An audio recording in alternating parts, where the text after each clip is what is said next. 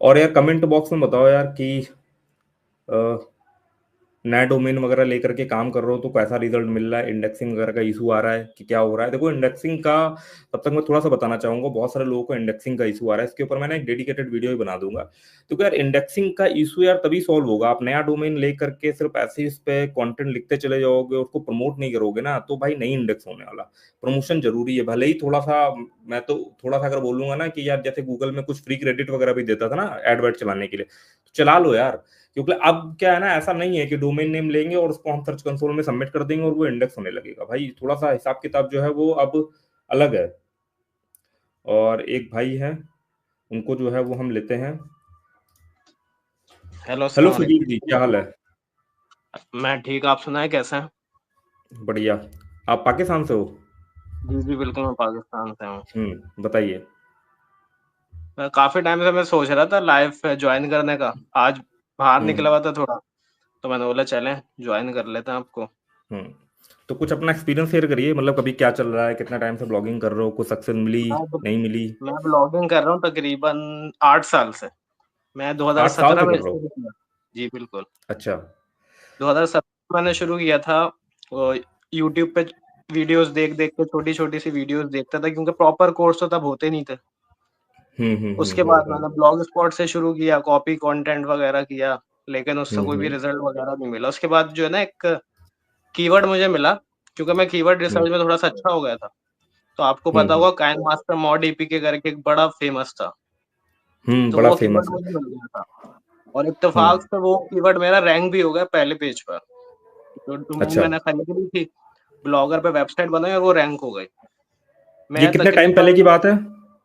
ये है 2017 के दिसंबर की बात है, जब मैंने अच्छा। प्रॉपर डोमेन खरीद लिया था। उसके बाद जो है, मैं पहले हम्म कॉपी वगैरह कर रहा था। उसके बाद हम्म जनवरी में ऐसा हुआ कि वो मेरा आर्टिकल हो गया रैंक, और मुझे हम्म मतलब डेली बेसिस पर 10,000 का ट्रैफिक आना शुरू हो गया 2 महीने के बाद, क्योंकि उस टाइम पे एसईओ बहुत ईजी था। यहाँ पे आपने हम्म कंटेंट डाला, वहां पे 10 दिन में रैंक हो जाता था। तो उसके बाद हम्म जो है, मुझे अच्छा ट्रैफिक आने लगा। मुझे डेली के $3, $4, $5 अर्निंग होना शुरू हो गई।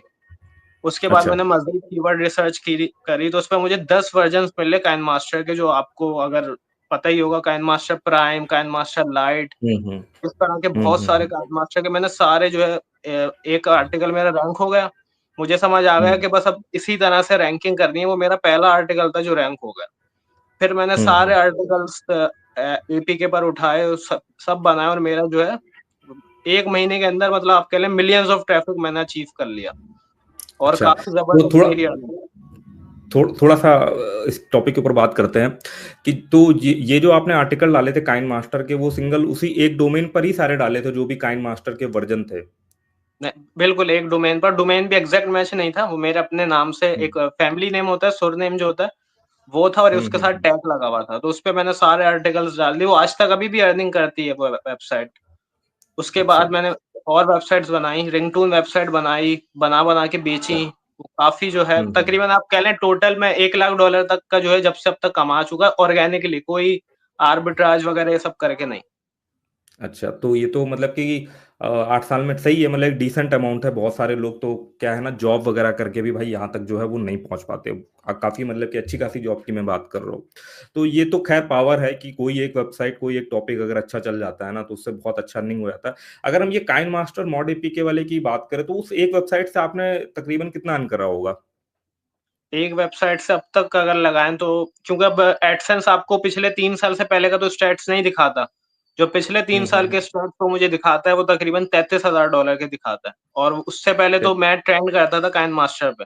लेकिन उसके बाद फिर हम्म। ज़ाहिर है डी रैंक हो गया, दूसरे ऐप्स पर मैं रैंक कर रहा था, तो उससे अर्निंग हो रही थी। तो आप टोटल कह लें उस वेबसाइट से 75,000 अर्न किए हैं अभी तक।